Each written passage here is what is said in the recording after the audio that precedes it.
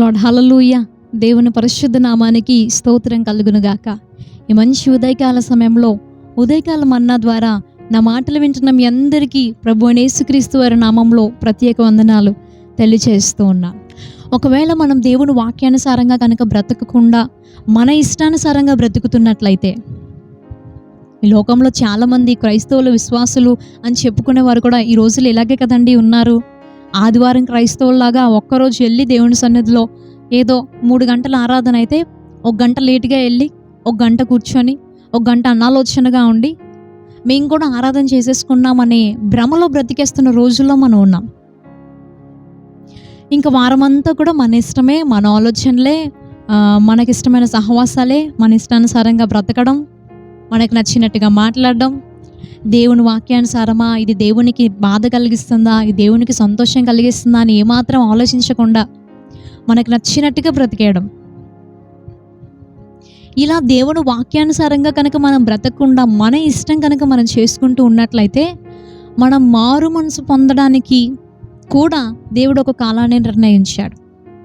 మరొకసారి చెప్తున్నానండి, దేవుని వాక్యానుసారంగా కనుక మనం బ్రతుకుతూ ఆయన సన్నిధిలో నమ్మకంగా మనం ప్రార్థన చేసుకుంటే, మనం దేవుని చిత్తానుసారంగా అడిగిన దాన్ని ఇవ్వడానికి, మన మీద దయ చూపించడానికి ఆయన ఒక కాలాన్ని నిర్ణయించాడు. అలా కాదని చెప్పి దేవుని వాక్యానుసారంగా కాకుండా మన హృదయంలో పాపాన్ని ఉంచుకొని మన ఇష్టానుసారంగా బ్రతుకుతూ కనుక మనం జీవిస్తూ ఉన్నట్లయితే మార్పు చెందడానికి దేవుడు మనకు ఒక కాలాన్ని నిర్ణయించాడు. ఆ కాలం అయిపోయిన తర్వాత, ఇన్ని రోజుల తర్వాత నా మాట ఇంతకాలం వినట్లేదు కాబట్టి ఇంత సమయం ఇద్దాం, ఆ తర్వాత యెహోవాను విడిచిన వారికి ఎలాగో శ్రమలు విస్తరిస్తాయి అన్నట్లుగా ఆ తర్వాత మనం ఇంకా శ్రమలు అనుభవించాల్సి వస్తుంది. మారు మనసు పొందడానికి కూడా అవకాశం లేని రీతిలో మనం నష్టపోతూ బాధపడుతూ బ్రతకాలి. పరిశుద్ధ గ్రంథంలో నిర్గమకాండ గ్రంథం 9వ అధ్యాయం 5వ వచనంలో మనకి మాట ఒకసారి కనిపిస్తుంది. నిర్గమకాండ గ్రంథం 9వ అధ్యాయము 4వ వచనం నుండి చదువుతున్నాను.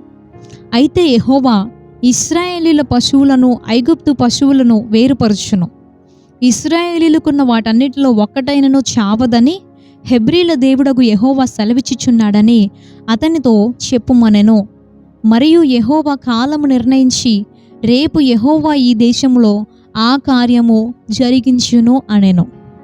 మనం చదువుకున్నాం కదండి 5వ వచనంలో, దేవుడు ఐగుప్తు దేశంలో బానిసలుగా ఉన్న ఇశ్రాయేలు ప్రజల్ని బయటకు తీసుకొని రావడానికి 10 అద్భుతాలు అక్కడ జరిగించాడు.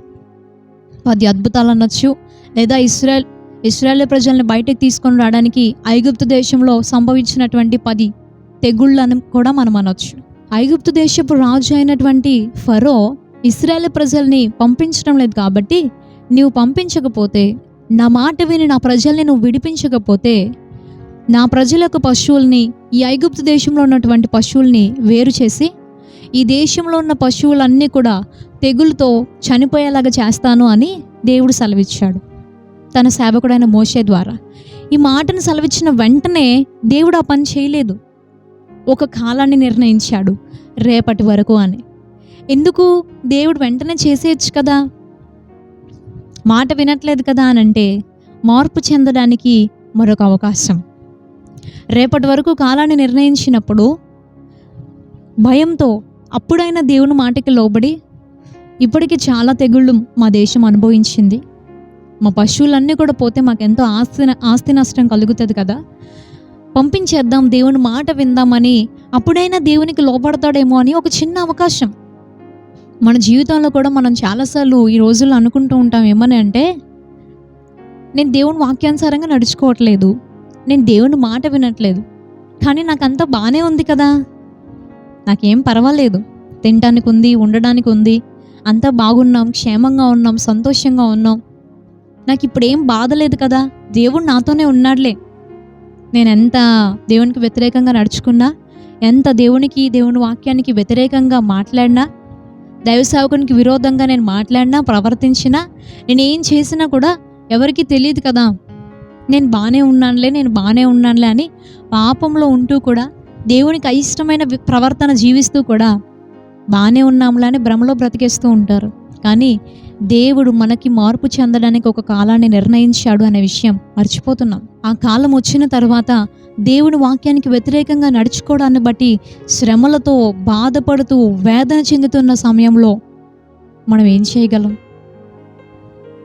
జరుగుతున్నటువంటి నష్టాన్ని మనం ఆపగలమా? లేదా పోగొట్టుకున్న వాటిని తిరిగి పొందుకోగలిగినంత శక్తి మనకు ఉంటుందా? నష్టాల్ని పూడ్చుకోగలిగినటువంటి సామర్థ్యం మనకు ఉంటుందా? లేదు కదా. యేసేపు అతనికి ఆశీర్వాదం పొందే అవకాశం ఉన్నప్పుడు తన ఇష్టానుసారంగా బ్రతికాడు. తరువాత మారు మనసు పొందడానికి ఎంతో ప్రయత్నం చేశాడు. కన్నీళ్లతో దేవుని యొక్క ఆశీర్వాదాల కోసం శ్రద్ధతో వెతికాడు. కానీ మారు మనసు పొందడానికి కూడా అవకాశం లేకుండా విసర్జించబడ్డాడు అని దేవుని వాక్యం సెలవిస్తుంది. హెబ్రీలకు రాసిన పత్రిక 12వ అధ్యాయం 16వ వచనం నుండి చదివితే, ఒక పూట కూటి కొరకు తన జ్యేష్ఠత్వపు హక్కును అమ్మివేసిన ఏశావు వంటి భ్రష్టుడైనను వ్యభిచారి అయినను ఉండునేమో అనియు జాగ్రత్తగా చూచుకొనడి.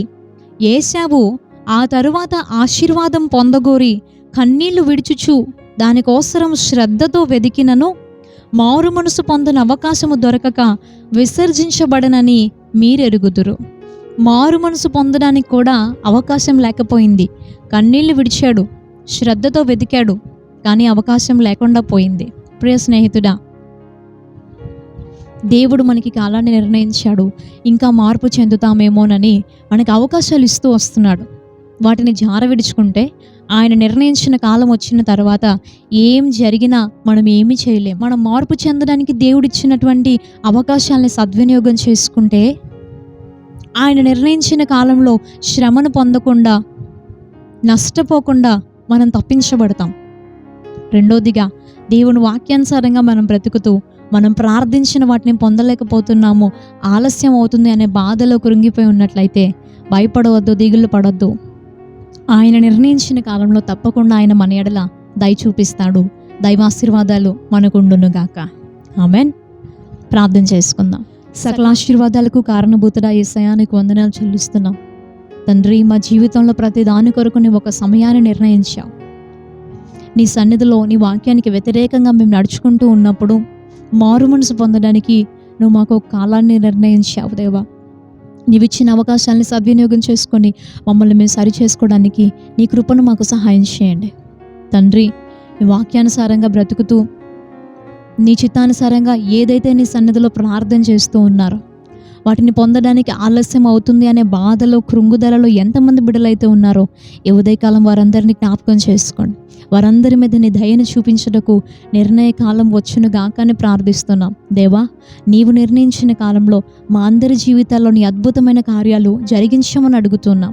నీ దయను, నీ కృపను మా ఎడల చూపించి నీ నామానికి మహిమకరంగా బ్రతికే కృపను మీరు మాకు దయచేయండి.